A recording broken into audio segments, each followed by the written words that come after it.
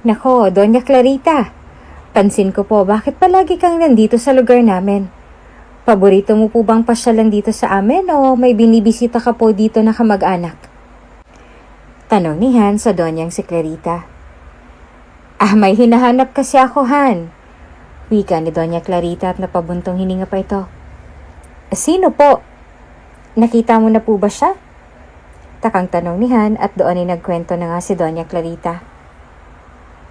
Meron kaming hasyendero noon sa bahay. Nagmahalan kami. At nagkaroon ng supling. Kaso nga lang, nang malaman ng magulang ko na nabuntis ako ng isang utusan, galit na galit sila at gustong ipalaglag ang bata. Kaya nagdesisyon ako na iwanan ng aking mag-ama. At dito sila sa lugar niyo nakatira. Bagong panganak pa lang ako nung iwan ko sila, ni hindi ko nga nasilayan ng anak ko. O nalaman man lang kung anong kasarian ito. Pero pinaimbestigahan ko yon. At ngayon ito ang kanyang larawan. Wika ni Doña Clarita at ipinakita ang larawan kay Han. Siya po? Bago ka pa lang sa channel na ito, Ate Jane TV, huwag kalimutang pindutin ang notification bell and subscribe button. Sana po hindi naman malaking abala sa inyo ang pagpindot ng subscribe button dahil ang kapalit po nito ay ang pagsuporta para makapag-produce ng mga libreng stories sa mga channels ni Ate Jane. Maraming salamat!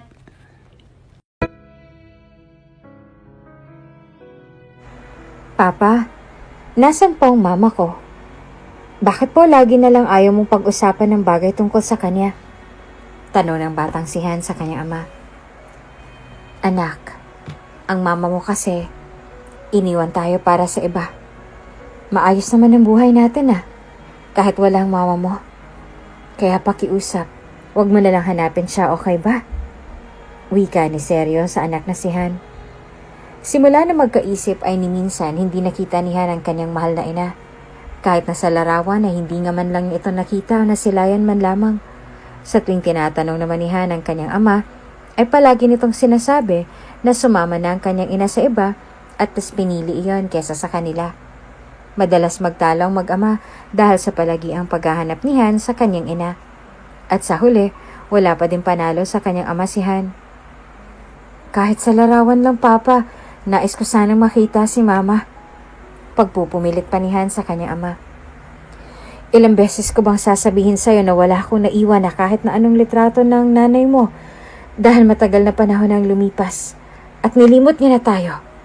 Bakit mo ba hinahanap ang taong matagal ka nang kinalimutan at dahil sa yaman ay iniwan tayo? Galit na wika ni Seryo at hindi nito sinasadya na mapagtaasan ng boses ang kanyang anak na si Han. Doon na naiyak si Han at iniisip nito na kung nandun lamang sana ang kanyang ina ay mauunawaan siya nito. Pakiramdam ni Han ay nagsisinungaling lamang sa kanyang ama at may parte pa din sa puso ni Han ang umaasang babalikan siya ng kanyang ina sa tamang panahon. Sa paglipas ng panahon, sinikap ni Han na maibigay ang lahat ng hanap sa kanya ng kanyang ama. Lumaki si Han at tila ba sabik sa pagmamahal ng kanyang ina. Hindi naman na nagtanong pa si Han sa kanyang ama dahil panigurado ay hahantong lamang sa pagtatalo ang kanilang usapan. Han, nasaan ang mama mo? Bakit palagi lang papa mo ang lagi naming nakikita na kasama mo? Wala ka bang mama? Tanong ng kamag-aral ni Han sa kanya. Napayuko na lamang si Han dahil kahit na anumang iwas niya ay palagi siyang napupuna ng ibang tao na walang ina. Masakit para kay Han ang bagay na yon. At hindi niya maiwasang mainggit sa ibang bata na kompleto ang pamilya. Wala Sabi ni Papa, bata pa lang daw ako, iniwan na kami ni Mama. Pero umaasa ako na balang araw babalik ang mama ko. Babalikan niya ako. Wika ni Han at patuloy pa din ito sa pag-iisip na balang araw ay babalikan sila ng kanyang ina. Kahit na palagi na lamang siyang sinasabihan ng kanyang ama na wala ng ina niya at kailanman ay hindi na ito babalik. Ganun ba? Siguro yung mama mo nagpunta ng abroad kaya matagal ang uwi. Yung mama kasi ni Joy ganun Umalis ng bansa. Tapos bumalik naman pero matagal lang. Wika ng bata at tinanguan lamang iyon ni Han. Ayaw ni Han na sabihin sa ibang tao na iniwan sila ng kanyang ina para sa iba. dahil alam ni Han na pagmumulan lamang iyon ng usap-usapan at itutukso sa kanya. Namuhay si Han na may puwang sa kanyang puso dahil sa wala siyang ina at labis iyong nakakapagpasakit sa puso ni Han. Pakiramdam nito ay malaki ang puwang sa kanyang puso dahil lumaki siya na walang ina sa kanyang tabi. Gayunpaman, kahit na ang amang si Seryo lamang ang mayroon si Han, ay hindi siya nito pinabayaan. Binigay ng kanyang ama ang lahat ng kanyang mga pangangailangan at binusog siya nito sa pagmamahal at pangaral na kahit madalas man silang magtalo, sa huli ang ama niyang si Seryo ang sumusuyo sa kanya at ipinapaliwanag ang lahat upang kanyang maunawaan. Nang sa ganon ay hindi ito magtanim ng anumang galit o inis sa puso. Makalipas ang ilang taon ay ganap na binata na si Han at nakapagtapos na ito sa high school. Ngunit nais pa din ang kanyang ama na ipagpatuloy niya ang kanyang pag-aaral hanggang sa kolehiyo dahil nais nitong makita ang anak na may diploma. Papa naman, mahina ka na nga po eh. Tapos gusto mo pang ipagpatuloy ko pang pag-aaral ko hanggang kolehiyo? Ikaw lang pong iniisip ko kaya huwag ka po sanang magagalit. Hayaan mo po, Papa. Mag-aaral din ako kapag nakapag-ipon ako dahil nangako po ako sa iyo. Pero sa ngayon, hayaan mo po muna akong tulungan ka sa gastusin. Maghahanap po ako ng trabaho. Paliwanag ni Han sa kanyang ama. Doon ay hindi naman na nakasagot pa si Seryo dahil tama naman ang kanyang anak na si Han. May kaedaran na si Seryo at hirap na itong makahanap ng regular na trabaho. Anak, gusto ko lang naman na mapagandang buhay mo. Ayoko maghangad ng anumang bagay. Ang gusto ko lamang ay makapagtapos ka ng pag-aaral nang sa ganun na hindi ka matulad sa akin. Bika ni Seryo sa anak na si Han. Napabuntong hininga na lamang si Han at saka nagturan sa ama. Nauunawaan ko naman po ang nais mo, Papa. Huwag ka pong mag-alala. Tutuparin ko pa din ang pangarap mo para sa akin na makatungtong at makapagtapos sa kolehiyo. Sa ngayon, Papa, hayaan mo na lang po muna ako na gawin ang gusto ko nang matulungan ka dito sa gastusin sa ating bahay. Kasi ayoko pong nakikitang nahihirapan ka, samantalang may magagawa naman ako para makatulong sa'yo. Sa ngayon, ako naman po, Papa. Makahulugan na wika ni Han sa kanyang ama at sa puntong yon ay nakumbinsi niya ito. Habang nag-uusap ang mag-ama ay bigla na lamang may kumatok sa pinto ng kanilang bahay at kaagad na tumayo si Han para tingnan kung sino ang bisita. Ay Han, nandyan bang Papa mo? Kausapin ko sana. Wika ng kapitbahay nila Han na kumpare din ang ama niya. Opo, nasa loob po si Papa, pasok ka po. Wika ni Han at pinapasok ang kanyang ninong. Oh, kumpadre, napadalaw ka ata. Anong atin? Kaagad na tanong ni Seryo sa kanyang kumpadre. Hindi ba't walang trabaho itong inaanak ko? Isasama ko sana dun sa trabaho ko. Dun sa airport, tagabit-bit lang ng gamit ng mga pasahero. Malaking sahod dun.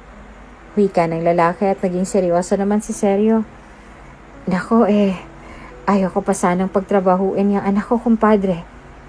Wika ni Seryo at napakunot naman ang noo ng lalaki. Aba, bakit naman? Binata na itong anak mong si Han at may katandaan ka na din. Hayaan mo ng anak mo, mukhang mabait naman itong bata. Kaagad na wika nito. Napabuntong hininga na lamang si Seryo. Tanungin mo yung si Han kung gusto niya. Tama ka din naman binata na siya. Sana lang tama ang desisyon ko na payagan siya. Tila ba wala nang magawang wika ni Seryo. Kaagad na sumilay ang ngiti sa labi ni Han dahil sa sinambit ng kanyang ama. Talaga po, Papa? Papayag ka na? Nako, Ninong, gustong-gusto ko po na magtrabaho. Kailan po ba mag-uumpisa? At saka magkasama po ba tayo? Nakangiting wika ni Han at excited ito sa puntong yon. Aba, kung payag naman ng Papa mo, bukas na bukas din sumama ka sa akin nang makapagsimula ka na. Medyo may kabigatan na ang trabaho natin dahil tagabuhat tayo ng mga luggage ng mga pasahero. Pero kapag nasanay ka na, siso na lang sa'yo yun. Wika ng kumpadre ni Seryo at hindi lubos maisip ni Han na magtatrabaho na siya sa puntong yon. Nako, Ninong, kahit na ano man yan kayang-kaya ko yan. Masipag kaya ako, mana kay Papa. Walang mahirap sa taong may pangarap. Di ba po, Papa? Nakangiting wika ni Han at tumango naman ang ama nito. Kung ganon, puntahan na lang kita dito bukas, ha? Yun lang naman ang sadya ko dito. At saka nga pala magsuot ka ng formal para presentable. Huwag puro forma ha. Wika nito at umalis na. Sa mga oras na yon ay halo-halong emosyon ang naramdaman ni Han. Kinakabahan na tila ba excited ang pakiramdam niya dahil iyon ang unang beses na siya ay mahihiwalay sa kanyang ama at iyon ang kauna-unahang trabaho na kanyang papasukan. Kaya mo ba talaga anak? Hindi mo naman kailangan na akuin ang responsibilidad ko kung hindi mo kaya. Wika ni Seryo sa anak. Gumiti naman si Han sa kanyang ama at saka ito nagsalita. Papa, kaya ko na po. At saka paano po ako matututo kung hindi ko susubukan, di ba po? Hayaan mo po, Papa. Kapag di ko naman po kaya, ay sasabihin ko sa'yo kaagad. Huwag mo po akong alalahanin. Binata na po ako. At saka tinuruan mo naman po ako, di ba? Kaya huwag ka na pong mag-alala sa akin. Wika ni Han sa kanyang ama na may ngiti sa labi. Okay, sabi mo eh. Basta palagi mong tatandaan ha, nandito ang papa kapag may kailangan ka. Sabihin mo lang sa akin. Kapag nahihirapan ka na, magsabi ka lang. Palagi mong tatandaan na kahit dalawa lang tayo, kailanman ay hindi kita iiwan. Wika ni Seryo sa kanyang anak at napakamakahulugan ang sinambit nito. Matapos ang pangyayaring yon, kinabukasan ay maaga pa lamang naganda na si Han para sa pagpasok sa kanyang trabaho. Sabi kang binata dahil iyon ang unang beses na siya magtatrabaho. Papa, mag-agahan ka na din po. Sabay na tayo. Mamaya po kasi hindi na tayo sabay kumain sa tanghalian dahil papasok na po ako sa trabaho. Wika ni Han sa kanyang ama. Ang aga mo naman nagising. Hinayaan mo na lang sana ako ang kumilos dyan dahil may pasok ka pa. Dapat nagpahinga ka pa para may lakas ka sa pagpasok mo sa trabaho. Wika ni Seryo sa anak at nagkaasikaso na ito ng kanilang kakainan. Minsan lang naman po, Papa. Tsaka palagi na lang ikaw ang kumikilos dito sa bahay. Ngayon, ako naman po. At saka sa susunod na mga araw, panigurado ikaw na pong kikilos dito. Turanihan sa ama at sinandukan na ito ng pagkain. Mag-iingat ka doon sa trabaho mo, ha? Huwag kang lalayo kay ninong mo.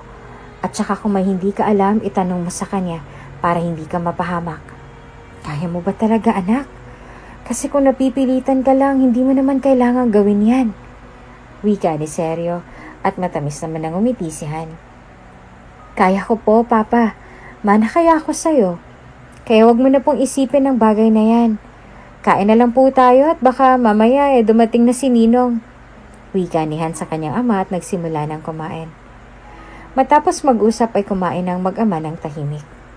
Ilang sandali pa ay dumating na ang kumpadre ni Seryo. Oh, mabuti naman at nakagaya ka na, Han. Tara na't babiyahe pa tayo. Wika nito sa binatang si Han. Kaagad na inayos ni Han ang kanyang sarili at matamis na nagpaalam sa kanyang ama. Papa, dito na po muna kami. Ingat ka po dito. Huwag mo pong pabayaan ang sarili mo. Wika ni Han at yumakap sa kanyang ama. Mag-iingat kayo. Kumain sa tamang oras, Han, okay? Wika ni Seryo sa anak. At matapos magpaalam sa isa't isa ay umalis na nga si Han kasama ang kanyang ninong. Ilang minuto din ang biyaheng patungong airport. Sakay-sakay sila Han ng taxi ng kumpadre ng kanyang ama. Nong, madami po bang mga tao doon sa airport gaya ng napapanood ko sa TV? Usisa ni Han sa kanyang ninong. Oo Han, madami talagang tao sa airport. Kaya ang gagawin mo ay magbubuhat ng mga gamit ng mga pasaherong sasakay sa atin. Hindi ko na kasi kayang magbuhat ng mga gamit kaya naisipan ko na kunin ka.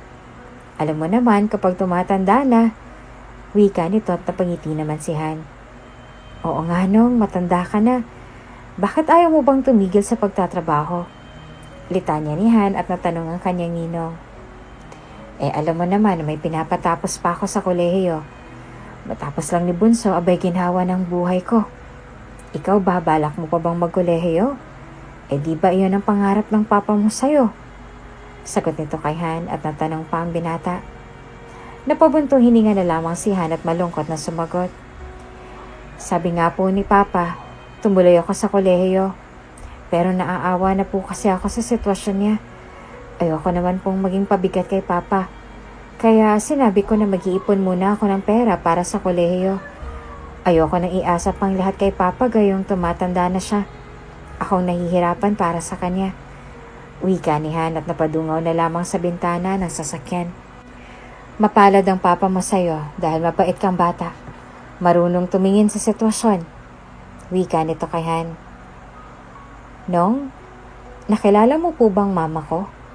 Biglang tanong ni Han sa kanyang ninong. Ha? Mama mo? Naku, hindi. Nung dumating ang papa mo dito sa amin, bitbit ka na niya.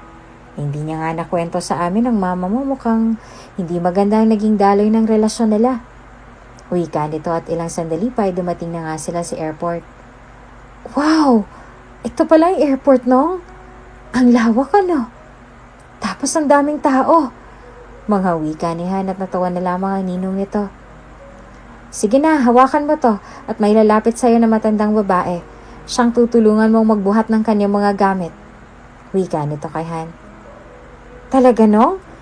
Hindi ba siya susunduin ng kamag-anak niya? Kasi karaniwan na papanood ko ay kamag-anak ang sumusundo sa kanila. Takang tanong ni Han at napakamot na lamang sa ulo niya ang ninong ni Han. Kaya nga nandito ka. Kasi wala siyang kamag-anak. Dali na, hawakan mo na yan at hihintayin ko na lang kayo dito sa labas. Tandaan mo tong pwesto natin, ha? Bili nito kay Han at agad-agad na nga nagtungo sa loob si Han. Kahit na tila ba walang kaalam-alam ay tumayo si Han sa kumpulan ng mga tao na naghihintay sa mga pasahero at doon ay itinaas ni Han ang hawak-hawak na banner. Ilang sandali lamang ay isang babaeng may katandaan na ang lumapit kay Han. Sa tansya ng binata ay kasing edara nito ng kanyang papa. Ikaw na pala ang bagong taga-sundo ko. Nasaan si Mel? Tanong nito kay Han. Ikaw po ba si Doña Clarita? Naninibagong tanong ni Han sa babae. Ngumiti naman ito kay Han at saka nagturan. Oo, ako nga yan. Nasaan na ba si Mel? Ikaw ba yung anak niya? Turan ni Clarita kay Han. Hindi niya po ako anak. Ako po pala si Han, ang inaanak ni Ninong Mel.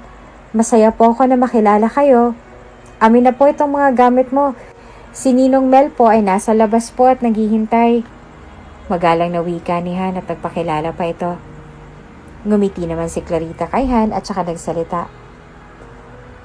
Akala ko anak ka ni Mel. O siya, pakibitbit na lang ng maayos sa mga gamit ko. Mahalaga kasi ang laman yan. Nga pala, ilang taon ka na, iho? Tanong ni Clarita kay Han. Hindi alam ni Han kung bakit tila ba ang gaan-gaan ang pakiramdam niya sa babaeng si Clarita. Ngunit naisip na lamang ni Han na marahil kaya gano'n na lamang ang pakiramdam niya sa babae ay dahil na din sa pananabik niya sa kanyang ina. 18 pa lang po ko. Tipid na wika ni Han at bitbit nito ang mga gamit ng Donya. Nagkwentuhan pang dalawa hanggang sa nakarating na sila sa pwesto ng taxi ni Mel. Doña Clarita, welcome back again! Magiliw na bati ni Mel kay Clarita at mahahalata na talagang magkakilala na ang dalawa. Inaanak mo pala tong nagsundo sa akin? Tanong ni Clarita at hindi nito maalis ang ngiti sa kanyang labi. Oo, Doña Clarita.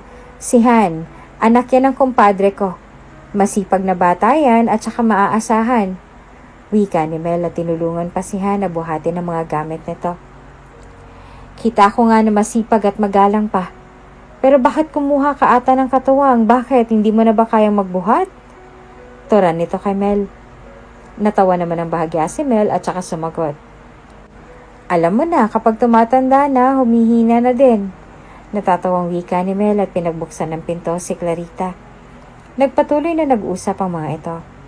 Naging maayos naman ang trabaho ni Han sa airport bilang tagabuhat ng mga pasaherong sasakay at nagpapasundo sa kanyang ninong na si Mel. Nasanay naman na si Han na makisalamuha sa iba't ibang tao, lalo na't iba't ibang pasahero din ang kanilang isinasakay at sinusundo. Sa paglipas ng mga buwan ay naging regular na pasahero nila si Doña Clarita at naging malapit na si Han sa Doña dahil sa pagiging mabait nito sa kanya at palakwento. Han, total wala naman akong kasabay kumain. Isabayan mo na lang ako na kumain doon sa karinderya. Itong si Mel naman ayaw sumabay sa akin dahil palaging umuuwi sa kanila. Wika ni Clarita kay Han. May baon po ako, Doña Clarita. At saka po, baka mamaya Sakto lang ang perang meron ka dyan, wag na lang po. Wika ni Han at kaagad na tumanggi sa alok ni Clarita. Hay nako, wag mo nang alalahanin ng gastusin. At saka magkano lang naman. Total may baon ka na. Eh di sabayan mo na ako. Dali na. Ayoko kasing kumain na mag-isa lang palagi. Nawala eh. Kaya sabayan mo na ako, Han. Wika ni Clarita kay Han. At sa huli ay wala na ngang nagawa pa si Han kundi sabayan ng pagkain si Clarita. Pagdating sa karinderya ay nag-order na agad ang mga ito at inilabas ni Han ang kanyang baon na Bicol Express na niluto pa ng kanyang ama. Nag-order na din si Clarita at napansin ni Han na tila ba titig na titig si Clarita sa kanyang ulam. Kung kaya't naisipan ni Han na alokin ng Donya. Donya Clarita, baka gusto mo po? Hindi ko lang alam kung magugustuhan mo pero luto po yan ng papa ko. Paborito ko kasi ang Bicol Express. Lalo na kapag madaming sili. Wika ni Han at nakangiti pa ito habang nagkukwento. Napapahid naman ang kanyang mata si Clarita dahil tumulo ng kusa ang luha sa kanyang mga mata na siyang ikinagulat naman ni Han. Pasensya ka na. Paborito kasi yan ng asawa ko. Wika ni Clarita at tumikim ito sa baon ni Han. Natulala at mas lalo pang naiyak si Clarita nang malasahan ang putahe. Ganun po ba? Nako, napaiyak tuloy kita. Wika ni Han at napainom na lamang ng tubig. Oo, Han. In fairness sa luto ng papa mo, kapareho ng luto ng asawa ko. Wika ni Clarita at naispasana ni Han na mag-usisa. Ngunit kita niya sa mga mata ni Clarita ang lungkot kaya't iniba na lamang nito ang usapan. Nako, Donya Clarita, pansin ko po, bakit palagi kang nandito sa lugar namin? Paborito mo po bang pasyalan dito sa amin o may binibisita ka pong kamag-anak dito? Tanong ni Han sa Donyang si Clarita. Meron kasi akong hinahanap, Han. Wika ni Donya Clarita at napabuntong hininga pa ito. Sino po? Nakita mo na po ba siya? Takang tanong ni Han at doon ay nagkwento nga si Donya Clarita. Meron kaming hasyendero noon sa bahay. Nagmahalan kami at nagkaroon ng supling. Kaso nga lang nang malaman ng mga magulang ko na nabuntis ako ng isang utusan, galit na galit sila at gustong ipalaglag ang bata. Kaya nagdesisyon ako na iwanan ng aking mag-ama at dito sila sa lugar niyo nakatira. Bagong panganak pa lang ako nung iniwan ko sila. Ni hindi ko nga nasilayan ng anak ko, nalaman man lang kung anong kasarian ito. Pero pinaiimbestigahan ko na iyon. At ngayon ito ang kanyang larawan. Wika ni Donya Clarita at ipinakita ang larawan kay Han. Siya po? Nagtatakang tanong ni Han nang makita ang larawan ng isang dalagita. Oo, iyan nga ang anak ko. Base sa investigasyon, hindi ko din sigurado kung siya nga bang anak ko pero naniniwala ako na darating ang panahon at magkikita din kami ng anak ko. Pagkukwento ni Clarita at tila ba na antig ang puso ni Han sa kwento ng matanda. Nakakalungkot naman po. Nawalay ka sa asawa at anak mo tapos hindi mo man lang nalaman kung nasaan sila. Gusto mo po tulungan kita? Wika ni Han at naisipan nitong tulungan si Clarita. Talaga? Tutulungan mo ko? Nakangiting wika ni Clarita at hindi ito makapaniwala. Oo naman po. Kasi lumaki ako na walang nanay. Kaya panigurado ay malungkot ang anak mo. Tutulungan po kita na mapalapit sa kanya. At kapag nagawa ko na yon, ay sasabihin ko po sa'yo kung kailan kayo magkikita. Masayang turanihan at kaagad naman na tumango si Clarita. Gagawin mo talagang bagay na yon? Salamat, Han. Napakabuti mo talaga. Huwag kang mag-alala. Susuklian ko lahat ng kabutihan na ginawa mo. Sasahuran kita habang ginagawang bagay na yan. Wika ni Clarita at sa sobrang tuwa pa nito ay napayaka pa siya kay Han. Tinanggihan naman ni Han ang sahod na alok ni Clarita, ngunit sa huli napapayag din siya nito. Matapos ng pag-uusap na yon ay ibinigay lahat ni Clarita ang lahat ng impormasyon patungkol sa kanyang sinasabing anak. Masaya naman si Han na tutulungan niya si Clarita at sa puso niya ay tila ba tuwang-tuwa ito na makitang masaya ang Donya. Kakaiba ang sayang nararamdaman ni Han nang makitang masaya ang babae. Pakiramdam niya ay masaya din siya para kay Clarita. Naiisip na lamang ni Han na kaya niya nararamdaman ang ganoong bagay dahil tila ba alam niyang pakiramdam na mawalay sa taong mahal niya. Samantalang sa kabilang banda, palaging hinihintay ni Sergio ang kanyang anak sa labas ng kanilang bahay at sa araw na iyon ay wala pang binata. Ngunit nasilayan niya na nandyan na ang kanyang kumpadring si Mel. Mel, nasaan ang anak ko? Bakit hindi kayo magkasama? Tanong ni Sergio at binabalot na ito ng kaba. Kasama nung isa naming pasahero. Inalukan ng bagong trabaho si Han. Si Han na lang ang kausapin mo. Wika ni Mel at sakto naman ang pagdating ni Han. Papa, mano po. Magalang na wika ni Han at kaagad na nagmano sa kanyang ama. Kaawaan ka ng Diyos.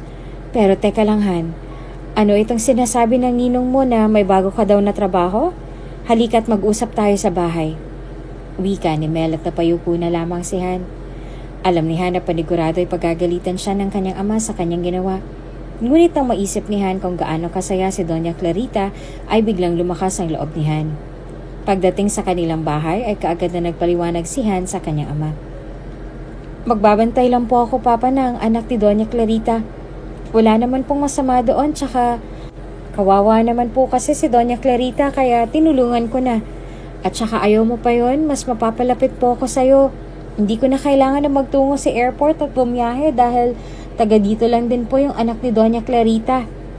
Wika ni Han at natahimik naman ang ama ni Han. Hindi naman nag-react o nagalit pa si Sergio dahil napatunayan naman ni Han ang kanyang sarili. Ikaw ang bahala anak, basta mag-iingat ka lang ha? Paalala nito sa anak at laking tuwa ni Han nang hindi magalit ang kanyang ama. Matapos ang tagpong yon, kinabukasan ay nagtungo sa palengke si Han at doon niya nakita ang dalagang si Ana. Nagtitinda ito ng mga gulay sa palengke kasama ang kanyang ama.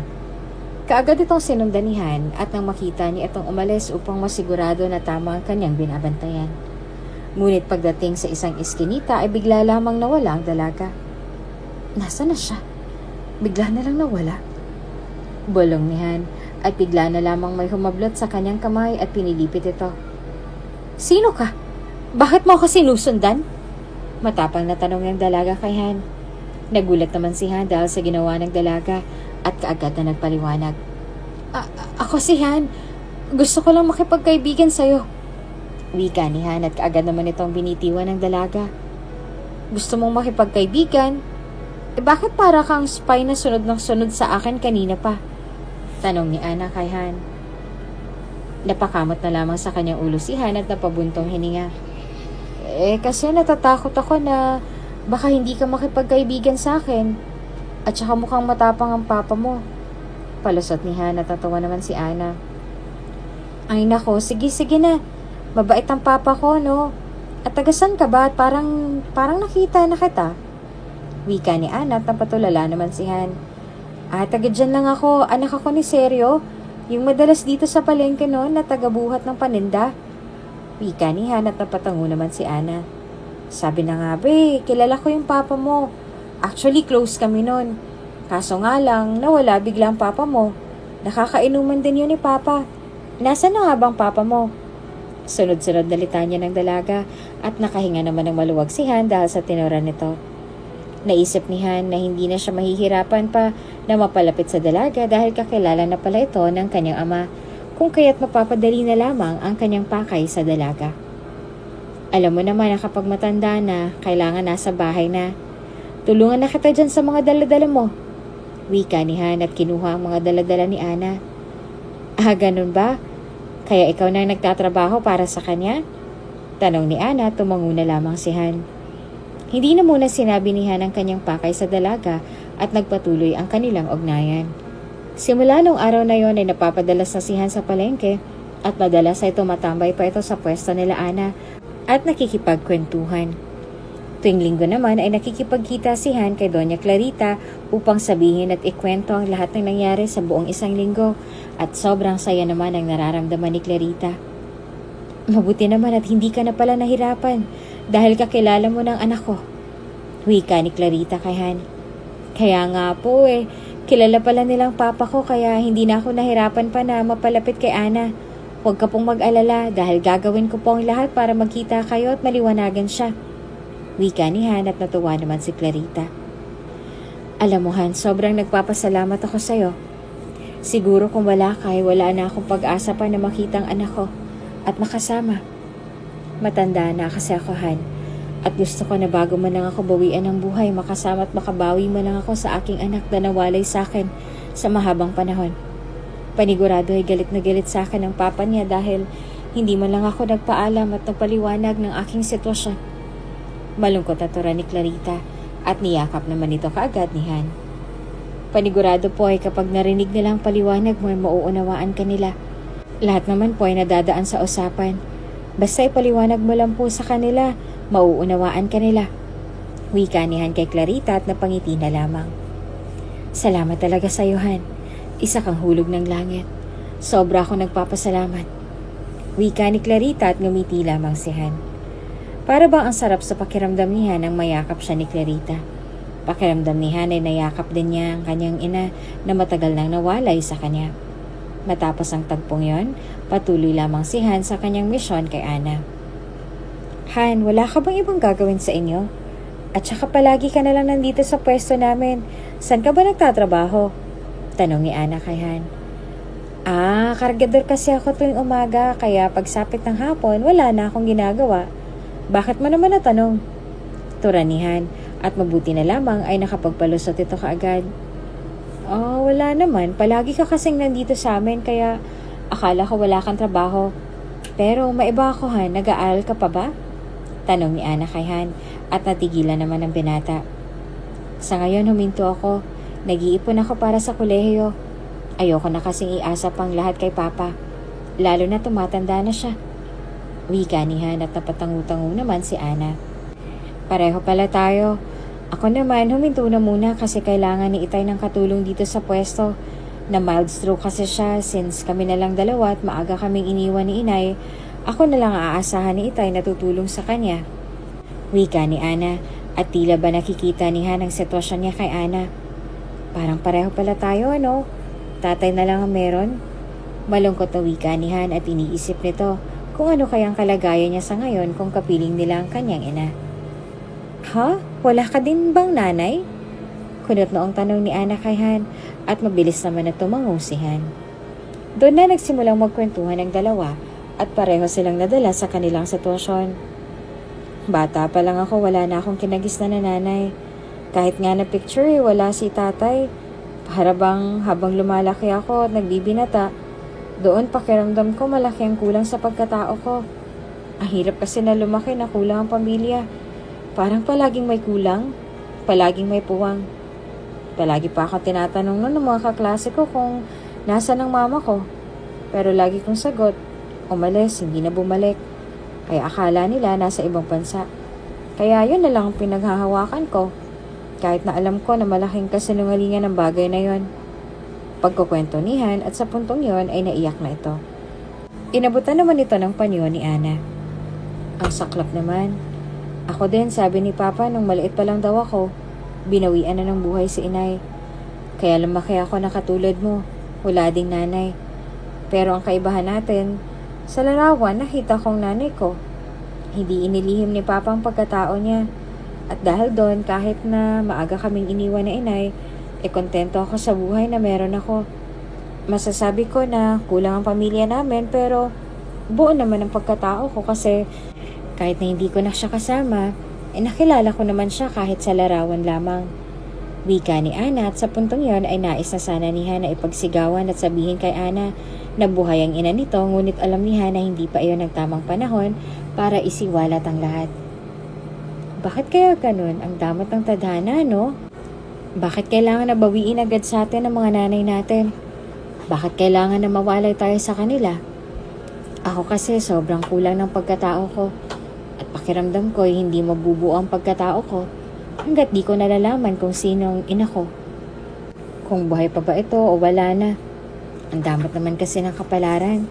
Hindi ko alam kung ano bang kasalanan ko para mangyari sa akin ang bagay na to. Pero ayokong tanungin ng Diyos kasi naniniwala ako na may awa siya na balang araw makikilala ko din ang nanay ko. Kahit na para bang napaka-imposible na ng bagay na yon. Wika ni Han at napapahid na lamang ng luha niya. Tinapik-tapik naman ni Ana ang likod ng binata. Ramdam ko ang sakit dyan sa puso mo. Alam ko na mahirap na harapin ang buhay na tila ba may kulang sa pagkatao mo. Na para bang lagi mo na lang magtatanong, ano bang kasalanan ko? Pero sa huli, ikaw lang din naman makakasagot sa sarili mong katanungan. Makatatag ka lang, Han. Alam ko na may awa ang Diyos. Basta maniwala at manadig ka lang sa Kanya. Ang imposible ay magiging posible. Turo ni Ana kay Han at niyakap naman nito ang binata. Para bang nakahanap ng sandigan ng dalawa sa pamamagitan ng isa't isa dahil nauunawaan nila ang sitwasyon ng bawat isa. Naging malapit pa sa isa't isa sina Ana at Han hanggang sa hindi na nila namamalayan ay kapwa nahuhulog na sila sa isa't isa. Ang anak ko, binata na talaga. Pinupormahan mo ba yung anak ng boss mo? Tanong ni Seryo sa anak at nakangiti pa ito. Natawa naman si Han sa sinambit ng kanyang ama at naiiling na lamang. Kasi naman papa, palagi na lang akong mabaho at amoy isda. Baka mamaya isipin ni Ana hindi ako naliligo. Kaya naisipan ko na bumili ng pabango. At saka magpagupit na din. Kita mo pa, magkamukha tayo. Nakangiting wika ni Han sa kanyang ama. Hawig lang kita anak. Pero kung tutuusin, kamukha mo ang iyong mama. Pasensya ka na anak ko. Wala akong maipakita sa iyong larawan niya. Sadyang wala lang talaga ako ng larawan niya. Kaya kung pala isipan sa'yo kung anong itsura niya, tumingin ka lang sa salamin. Isipin mo ang babae mong bersyon. Ganun ang mukha ng iyong mama. Anak, pasensya ka na ha. Kung sa tingin mo'y sinisiraan ko ang mama mo sa'yo. Pero iyon naman talaga ang totoo. Wika ni Seryo at napakaseryoso nito sa puntong yon. Kamukha ko po pala si mama. Hindi mo po ba alam kung saan siya matatagpuan? Address o kung saan kayo nagkakilala? Sunod-sunod na tanong ni Han sa kanyang ama at pakiramdam niya sa puntong yon ay magkakaroon na ng kasagutan sa kanyang mga katanungan. Napabuntong hininga na lamang si Seryo at napaisip ito na marahil iyon na din ang tamang oras para ipaalam niya sa kanyang anak ang totoo. Wala na sila mama mo sa bahay nila noon. Ilang beses din akong bumalik sa lugar na iyon pero nabigo ako. Nung isilang ka ng iyong mama, bigla na lang siyang nawala na parang bula. Hindi ko nga alam kung ano bang dahilan niya kaya nagpunta ako sa lugar nila, sa mismong tahanan nila. Pero wala na siya doon. Ang sabi ng katulong ay kinasal ng mama mo sa mayamang negosyante at nagpakalayo-layo na kaya hindi ko masabi sa iyong totoo kasi ayoko masaktan ka. Ayoko mag-ibang tingin mo sa mama mo. Ngunit dahil malaki ka na ngayon, alam ko na mauunawaan mo na ang lahat. Hindi sa sinisira kong mama mo, pero iyon ang katotohanan na hindi ko na mababago pa. Wala din naman ang mama mo para ipaliwanag ang kanyang sarili. Wika ni Seryo at natahimik na lamang si Han sa katotohanan na sumampal sa kanya. Kaya pala palagi mo pong sinasabi na pinagpalit tayo ni mama sa iba. Kasi yun naman palang totoo. Wika ni Han at naluha na lamang ito. Tulad mo anak, umaasa din ako noon na babalikan tayo ng mama mo. Pero habang tumatagal ang panahon na umaasa ako, mas lalo lamang ako nasasaktan. Pakiramdam ko mas lalo ko lang pinahihirapan ang sarili ko. Hanggang sa natutunan ko na lamang natanggapin ang katotohanan na ipinagpalit ako ng mama mo sa taong makapagbibigay sa kanya ng magandang buhay. Kaya yun din ang dahilan ko kung bakit gusto ko na makapagtapos ka sa kolehiyo. Kasi edukasyon na lang maipapamana ko sa'yo. Wika ni Seryo at niyakap ang kanyang anak. Sa unang pagkakataon na hindi nagtalong mag-ama patungkol sa inanihan. Siguro tama ka po papa. Tatanggapin ko na lang katotohanan kesa umasa ako sa bagay na para bang malabo nang mangyari. Wika ni Han at lumiti sa kanyang ama. Matapos ang pag-uusap nilang mag-ama ay nagpaalam na si Han sa kanyang ama at nagtungo na sa palengke. Doon ay nakita ni Han ang nakabistidang si Ana at nakaayos ito ng kanyang sarili. Oh, Han, nariyan ka na pala. Tingnan mong anak ko, ang ganda-ganda, diba? Nakangiting bungad ng ama ni Ana at bahagya naman na nahiyan dalaga. Si Papa parang ewan, nakakaya naman kay Han. Mamaya isipin niya nagbubuhat ako ng sarili kong bangko. Wika ni Ana na siyang ikinatawa ni Han. Maganda ka naman talaga Ana. At mas lalo ka pang gumanda ngayon na nag-ayos ka. Punanihan sa dalagang si Ana at kaagad naman itong namula. Uy, ikaw Hana. Baka mamaya may gusto ko na pala dyan sa unika iha ko. Nako, ligawan mo muna ako bago mo ligawan ang anak ko. Pabirong wika ng amanihan at mas lalo pang namula si Ana. Papa naman, nakakahiya kay Han. Kung ano-ano sinasabi mo dyan. Wika ni Ana at namumula na ito sa hiya. Ay sus, Ana, lalaki ako at lalaki si Han. Alam ko kung pumuporma ang isang binata sa isang dalaga. Tingnan mo nga yung si Han, bagong gupit at amoy na amoy ang pabango na paghahalataan. Wika ng ama ni Ana at napakamot na lamang sa kanyang ulo si Han. Hay nako, si Papa, kung ano-anong napupuna, dito na po muna ako at mamimili pa ako ng iba nating paninda. Wika ni Ana at mabilis na dinampot ang kanyang wallet. Samahan ko na lang din po si Ana para may magbubuhat sa mga paninda. Wika ni Han at tumanguna lamang ang ama ni Ana. Pag-alis sa pwesto ay kaagad na nagsalita si Ana. Huwag mong pansinin yung sinasabi ni Papa. Ganon talaga yon, mapagbiro. Pero in fairness, mabango yung pabango mo at bagay sa yung gupit mo. Wika ni Ana at pinuri pang gupit ng binata. Para namang nailang ng kaunti si Han dahil sa hiya at agad na bumawi. Ikaw din, ang ganda ng bisidang suot mo. Simple lang pero bagay na bagay sa'yo. Lalo na sa simple mong ayos. Wika ni Han at namula naman si Ana. Nagkwentuhan pa ang dalawa habang naglalakad at doon na bigla na lang natanong ni Ana ng isang bagay. Han, nagkanobya ka na ba? Biglang tanong ni Ana at nagulat naman si Han sa tanong ng dalaga. Bakit mo naman natanong? Nauutal na wika ni Han at napakamot naman sa kanyang ulo si Ana. Iniisip ko lang kung nagkaroon ka ba ng nobya. Kasi tatanungin ko sana kung ano bang pakiramdam kapag in love ka sa isang tao. Tura ni Ana at natulala naman si Han. Wala din kaide-ideya si Han kung ano nga bang pakiramdam ng taong in love. Hindi ko din alam, Ana. Sa totoo lang wala pa ako naging nobya kaya gaya mo. Hindi ko din alam kung paano bang pakiramdam na in love na tao.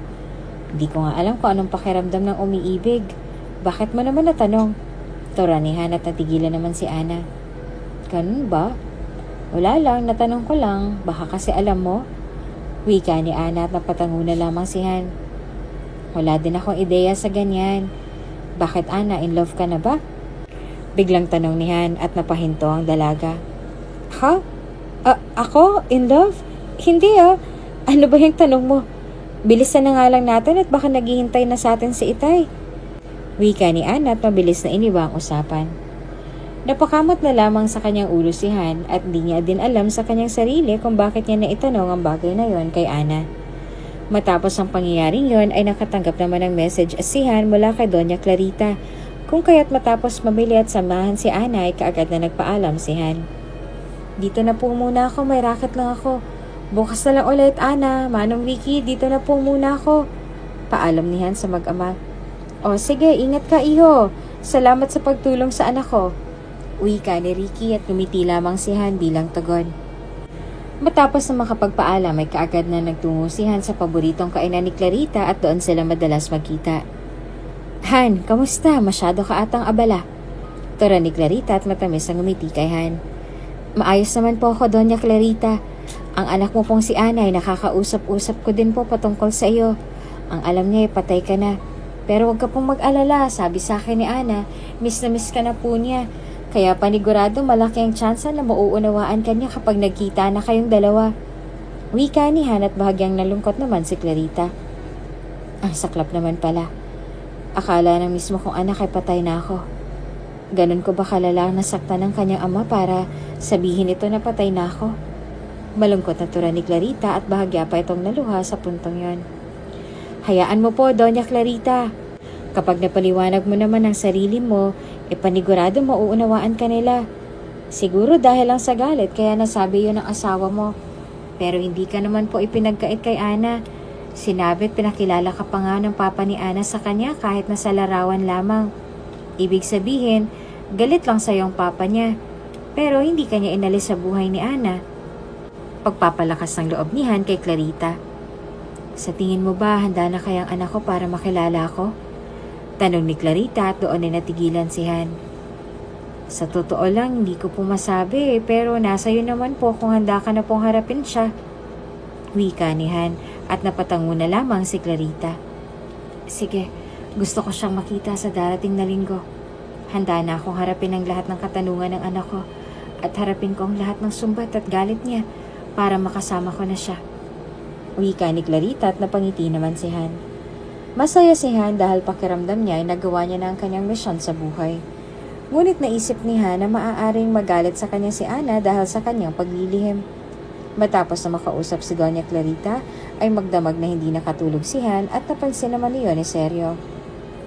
Anak, pansin ko kanina ka pa aligaga at walang imik. Ang lalim yata ng iniisip mo. Wika ni Seryo sa kanyang anak at nag-aalala na ito. Papa, masama po bang ginawa ko? Tanong ni Han sa kanyang ama.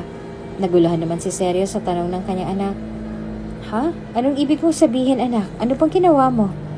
Takang tanong ni Seryo at nilinaw ang tanong ng kanyang anak.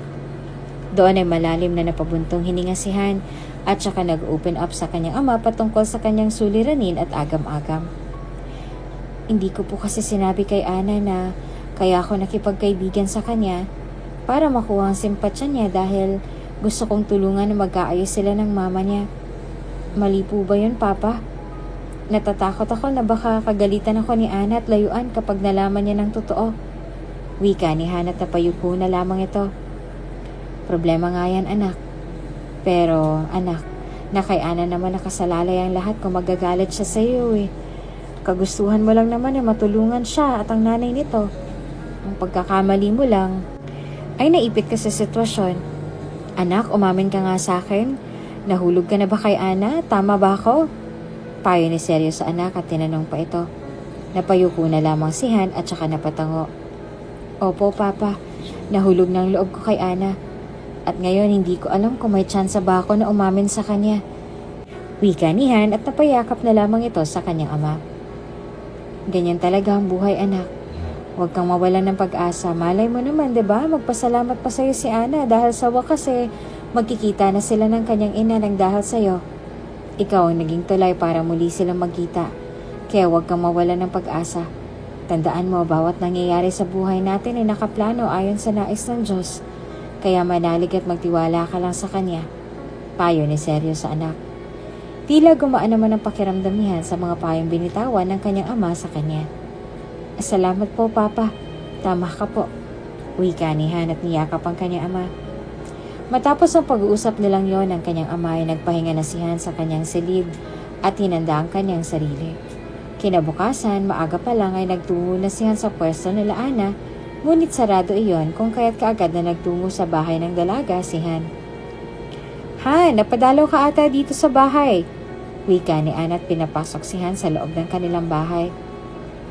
Bakit sarado kayo ngayon? May nangyari ba? Tanong ni Han kay Ana. Wala naman. Sadyang sarado lang kami ngayong araw kasi dinala sa ospital si Itay. Nagpa-check up. Mabuti na lang yung maayos ng kalusugan ni Itay. Masayang wika ni Ana kay Han. Talaga? Mabuti naman kung ganun. Nga pala, Ana, pwede ka pa sa linggo? Tanong ni Han kay Ana. Oo naman. Bakit? Anong meron? Birthday mo ba? Tanong ni Ana kay Han at kaagad naman na sumagot si Han. Hindi gusto ko lang ayain kang lumabas kung libre ka. Wika ni Han at napatangu-tangu naman si Ana. Sige ba, wala na din naman akong gagawin sa linggo. Wika ni Ana at natuwa naman si Han. Desidido ng binata na tapusin na ang kanyang misyon at kung ano man ang kahinat na ng lahat ng yon ay malugod niyang tatanggapin. Noong araw na yon ay nagkwentuhan at nagkatuwaan lamang sila ni Han. Sobrang sweet ng sandaling iyon at sa hindi inaasahang pagkakataon ay nagkahalikan ng dalawa. Pasensya ka na, Ana. Kagad na wika ni Han at bahagyang lumayo kay Ana. Gabi na, Han, hindi ka pa ba uuwi? Madilim na sa daanan. Wika ni Ana na halatang nahihiya. Oo nga, hindi ko na malayan. Sige, dito na ako, Ana. Ingat kayo ni Mang Ricky. At saka baka hinihintay na din ako ni Papa. Kita na lang tayo sa linggo. Toranihan at mabilis itong umalis. Ingat! Yun na lamang ang nasambit ni Ana dahil sa hiya. Samantalang si Han naman ay tila balutang sa hangin at napahawak pa sa kanyang labi. Ang ganda ng ngiti natin dyan, anak ha. Kamusta ang lakad mo? Bungad ni Seryo sa anak. Napabalik naman sa kanyang sarili si Han nang magsalita ang kanyang ama. Ayos naman po, Papa. Nasabi ko na magkita kami sa linggo. Sagot ni Han at pabagsak na naupo sa sofa. Ganon ba? Hindi mo pa pala sinasabi kay Ana. Ano bang plano mo?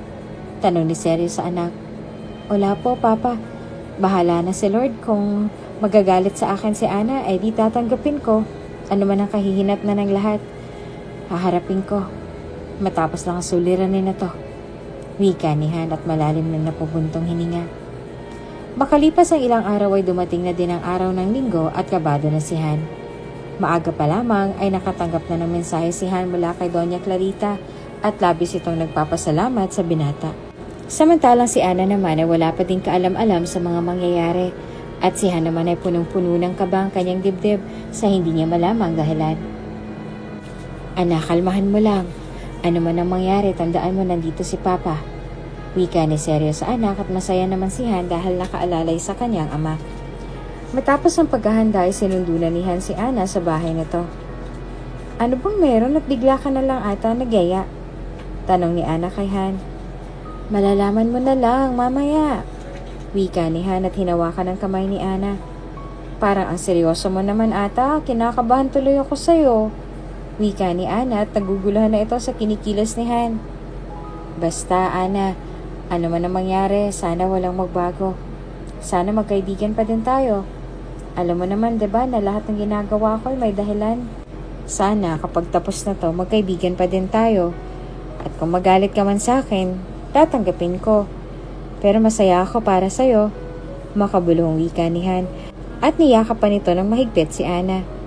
Gulong-gulo naman ang isipan ni Ana dahil sa mga salitang binitawan ni Han sa kanya.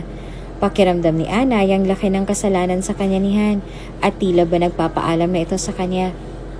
Ano ba yung sinasabi mo, Han? Para kang ewan. Kinakabahan tuloy ako dahil sa mga sinasabi mo na para bang ang laki-laki ng kasalanan mo sa akin. Na parang nagpapaalam ka na. Ano ba talagang nangyayari? Nagtatakang wika ni Ana at hindi nito maunawaan si Han. Gumiti lamang si Han at hindi na nagsalita pa. Sumakay ang dalawa sa taxi at doon ay huminto sila sa karinderya kung saan ang kabadong naghihintay si Clarita. Tara na sa loob at naghihintay na siya sa'yo. Wika ni Han at napakunot naman ang noo ni Ana. Ha? Sinong siya? Alam mo Han, kinakabahan na talaga ako sa kinikilos mo. Wika ni Ana at doon ay nagsalita si Han. Tara na sa loob para malaman mo kung anong sinasabi ko. Wika ni Han at tatahimik na lamang si Ana. Kahit na tila ba may pag-aalinlangan, ay pumasok na lamang si Ana at doon ay sinalubong sila ng isang babae at ito ay si Clarita. Anak ko! Masiglang wika ni Clarita at doon ay kunot noong lumayo si Ana. Anong kalokohan to, Han? Anak? Teka, wait lang po Paglilinaw lang, patay na po ang mama ko. Wika ni Ana at bahagya itong lumayo. Kapwa nagkatingin na naman ang dalawa. Siyang mama mo, Ana. Hindi totoong patay ang mama mo. Wika ni Han at mabilis na umiiling si Ana. Patay na ang mama ko, teka. Wika ni Ana at mabilis itong kinuha ang kanyang pitaka at pinakita ang isang larawan. Ano yan? Takang tanong ni Clarita at doon naupo si Ana. Iyan ang larawan naming pamilya nung nasa sinapupunan pa lang ako ng mama ko. At ito ang ama ko. At ito ang ina ko. Kaagad na paliwanag ni Ana at napakunot naman ang noo si Clarita. Hindi ikaw ang anak ko. Hindi yan ang asawa kong nawalay sa akin. Wika ni Clarita at doon ay nagulo ang lahat. Kaya ba parang nagpapaalam ka na sa akin kanina, Han, dahil dito?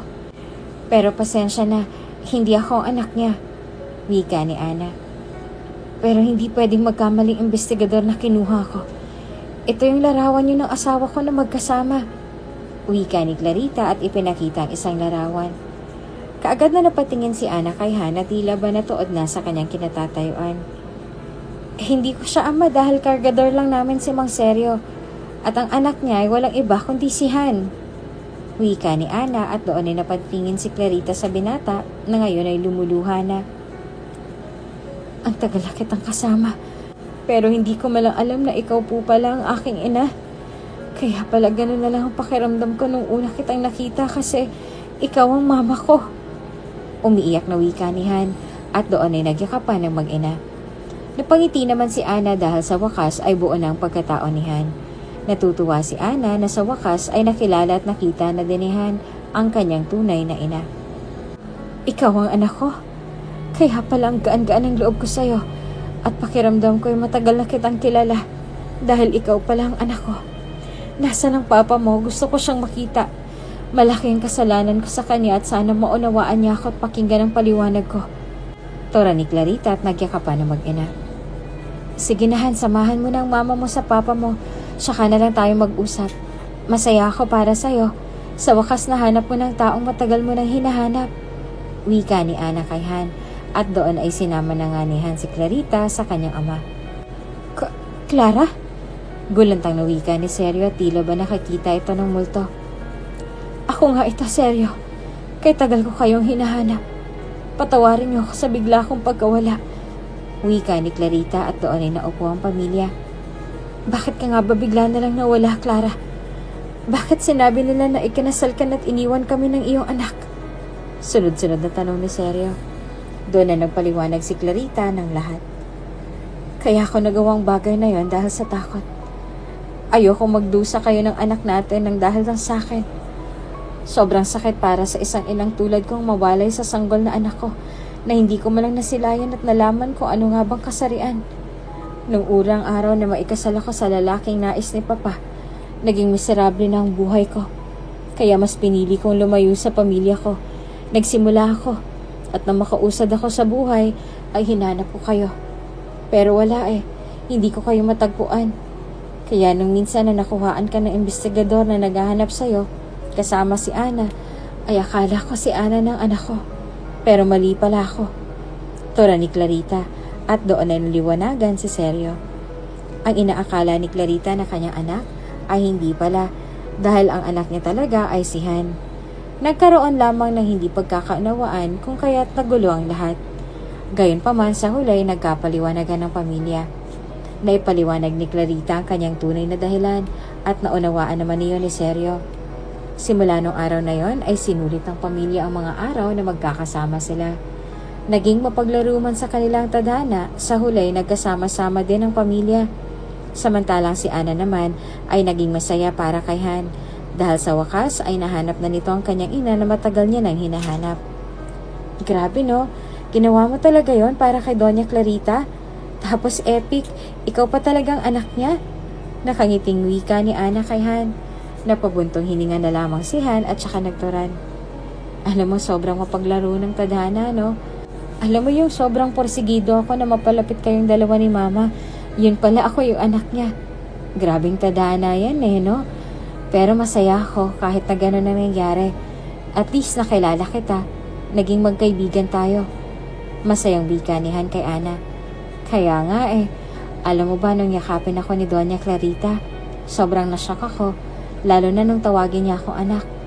Diyos ko, hindi ko alam kung biro lang ba yun o anong trip, pero nung seryoso siya, dun ko lang na-realize na totoo ang lahat na hindi yun biro. Kaya pinaliwanag ko na agad lahat bago pa tumagal. Wika ni Ana. Hindi ko nga din alam ang reaksyon ko nun pero masaya ako kahit na hindi ko alam kung ano bang magiging reaksyon ko nung araw na yon. Kasi para siyang bomba. Bigla-bigla na lang sumabog, alam mo yon? Sobrang gulat ko nung ipakita niya yung picture ni Papa. Super unexpected. Wika ni Han at hanggang sa ngayon ay hindi pa din ito makapaniwala sa mga naganap sa kanyang buhay. Nagkwentuhan pang dalawa hanggang sa napunta na sa ibang usapan ng dalawa. Nga pala Han, pupunta ako sa Maynila, doon ako mag-aaral ng kolehiyo. Kasi nakapasa ako sa scholar ng isang eskwelahan. Ikaw ba, anong plano mo? Ipagpapatuloy mo bang pag-aaral mo? Hindi ba yun ang pangarap ng papa mo sa'yo? Pag-iiba ni Ana sa usapan. Sa totoo lang, enroll na ako sa isang eskwelahan sa Maynila din yon. Gusto kasi ni Mama na sumama na kami ni Papa sa kanya pag uwi niya sa Maynila. Ikaw, paano ang papa mo? Pagkukwento ni Han at labis na natuwa naman si Ana. Talaga ba? Magandang balita yan. Ang totoo kasi niyan, kaya ako nakipagkita sa'yo. Kasi magpapaalam ako sa'yo sa isang araw na kasi ang biyahe namin ni Papa. Tutuloy kami dun sa tiyahin ko. Wika ni Ana at nalungkot naman itong bigla. Napangiti naman si Han at saka hinawakan ang kamay ni Ana. Sa isang araw din ang biyahe namin papuntang Maynila. Kaya sabay na lang tayo. At saka sa Manila University ako mag-aaral. Ikaw ba? Masayang wika ni Han at nanlaki naman ng mga mata ni Ana. We, dun din ako. OMG, totoo ba to? Hindi makapaniwalang wika ni Ana at sobrang sayang naramdaman ng dalawa. Matapos ang pag-uusap na yon, gaya ng kanilang plano ay sabay na nagtungo sa Maynila ang mga ito at labis ang kaligayahang kanilang nararamdaman.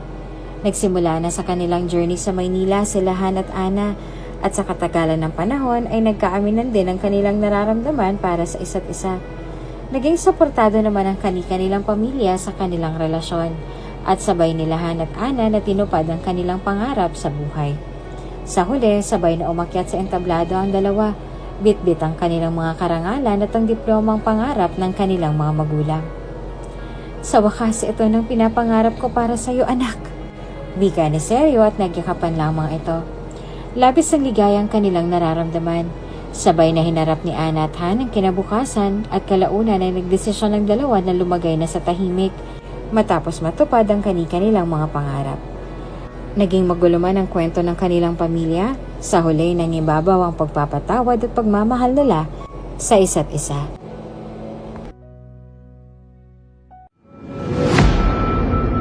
Kung bago ka pa lang sa channel na ito, Ate Jane TV, huwag kalimutang pindutin ang notification bell and subscribe button. Sana po hindi naman malaking abala sa inyo ang pagpindot ng subscribe button dahil ang kapalit po nito ay ang pagsuporta para makapag-produce ng mga libreng stories sa mga channels ni Ate Jane. Maraming salamat! Nako, Doña Clarita, pansin ko po bakit palagi